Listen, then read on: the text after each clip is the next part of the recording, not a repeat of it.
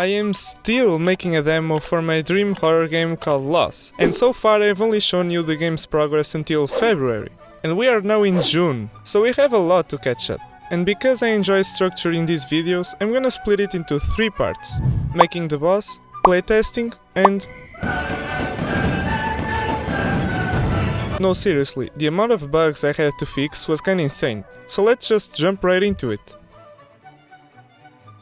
Let me start off by saying that this is the only boss that I'm gonna show. My game will probably have 2 or 3 bosses, but I want to leave the rest as a surprise. Where do I even start? Well, let me show you the designing process of the boss, which took a very long time and it was a grueling, tedious amount of work. So with the model done, now I need to program all of its attacks. This took an entire week, please send help. The first attack is a shockwave that you have to jump over. Honestly, I didn't know how I would get this to work.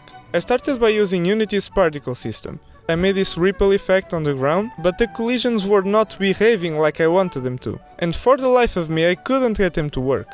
It took me a long time to think of an alternative, but I eventually remembered that I could just model a shockwave in Blender and import it to Unity. Even that had its issues, but I ended up making it work. Now I just need to write a script that spawns 3 of these objects and scales them over time. Wait, stop, I said 3, I only said 3! The second attack is a floating ball that follows you around and tries to hit you. You just have to avoid it for a couple of seconds until it explodes on its own. I didn't have any real issues here.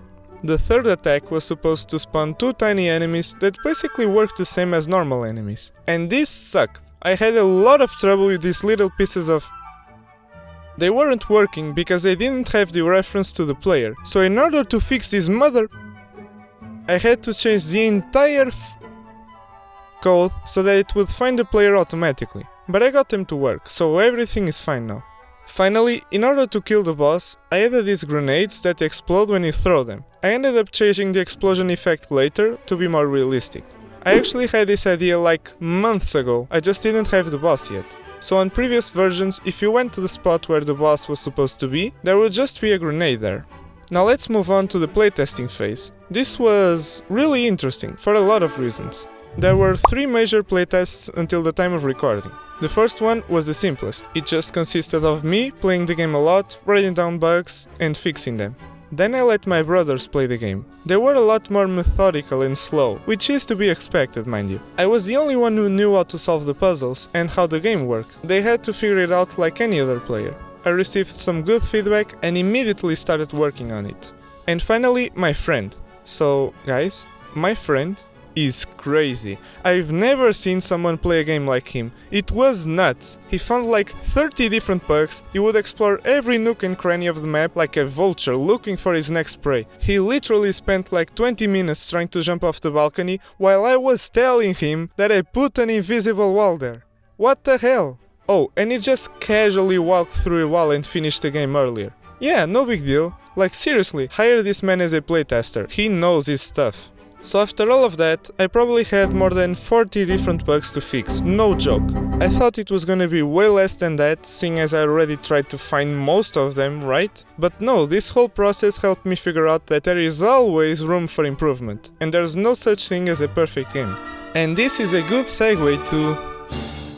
I probably spent 1 or 2 months just bug fixing, and I could make a 5-hour-long video and bore you with all the details, but I'm not gonna do that. Instead, let me just give you a few examples of what it was like to find and solve these glitches. One glitch that was bothering me since literally the beginning of development was that my items and weapons would go through walls. And most FPS games solve this by rendering their weapons on a separate camera that is always rendered on top.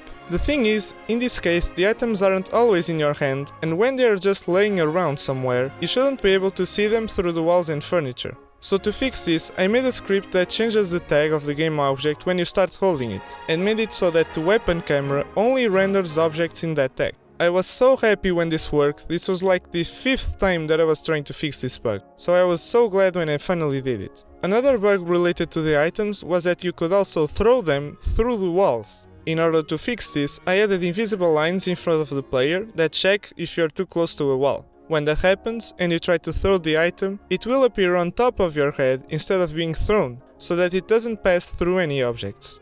I fixed this issue relatively quickly, And finally, a very weird thing that kept happening was this. I had 4 notes in the house that the player can pick up and read. The problem was that every time the player picked up the 4th one, regardless of the order, the game just soft-locked, like it would completely freeze until you would exit the app. Now I have no idea why this was happening, and my brilliant solution was to just make a 5th note and, wait for it, hide it below the map, where no one would find it. And would you look at that, it fixed the issue. You might say I'm an expert programmer, huh? No, but seriously, who cares how I fixed it? If it's working, that's fine by me. So yeah, those are just a few examples of the problems I had to face. It was not fun. I also polished the game a lot. I added head bobbing, some new sound effects, made a settings menu, and also some cutscenes for when you find and beat the boss, and much more. Now the demo is finally really close to release. I'm already working on setting up the Steam page for the game. The link will probably not be available yet, but be sure to check the description below and wishlist Lost on Steam when it's ready. I really appreciate your support. My next video will probably be the trailer of the demo, which I already edited. I did it like a month ago. I'm really just waiting to release the demo before publishing everything. So please be patient and have a good day.